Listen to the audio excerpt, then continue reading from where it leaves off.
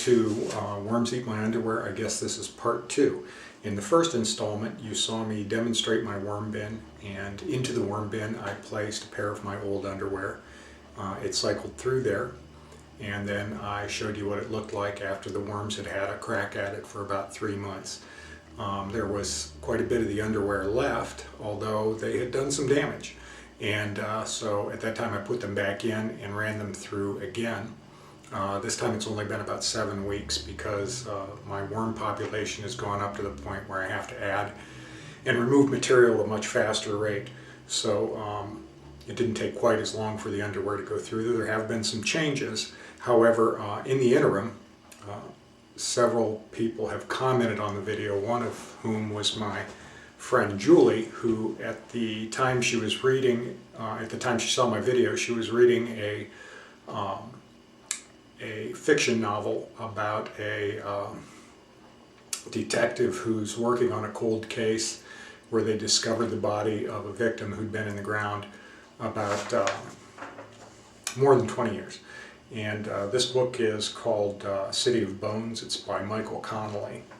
And in chapter 6, there are 2 people having a discussion, one of whom is the detective. I'm not sure who the other person is, but she says, the things I want you to be mindful of are the grave depth and location terrain.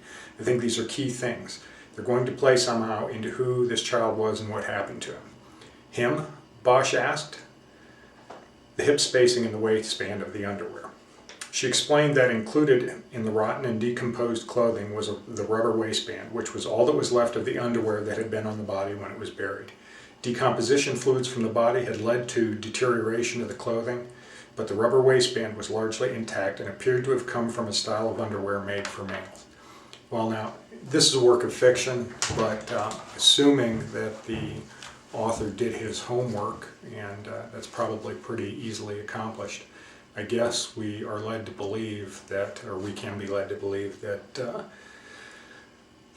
the underwear waistband could last a very long time. Now, granted, this was a randomly buried body and it didn't have access to my hard-working worms, so maybe my guys will work it down. I'm going to show you the underwear now, and then I'm going to rebury it again. Not because I think that much more is going to happen to it, but because it doesn't take up that much room, and it's mildly amusing. I don't have a life, but let's have a look at the underwear. Okay, you can notice that the waistband here is pretty much intact. It's been out of the worm bin, so it's dry and stiff, but it's very discolored. The tag is no longer readable.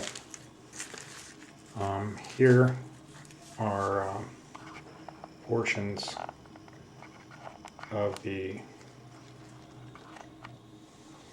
fabric that's left here. You can still see some of the stitching.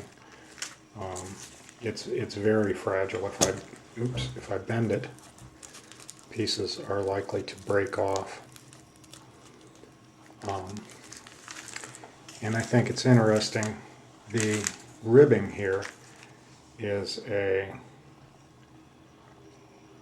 it's just sort of a mesh now, and it's still tough. I can pull on that and it's tough, so I'm assuming that's nylon or something, and we're not going to get a whole lot of breakdown, but last time it was not see-through like that. There was still material in there.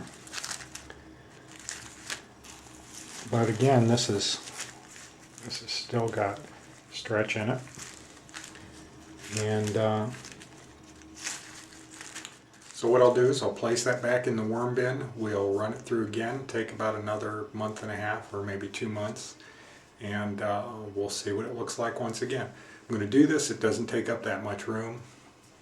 It's no problem really, and I'm sure that you all find it incredibly interesting. Talk to you later.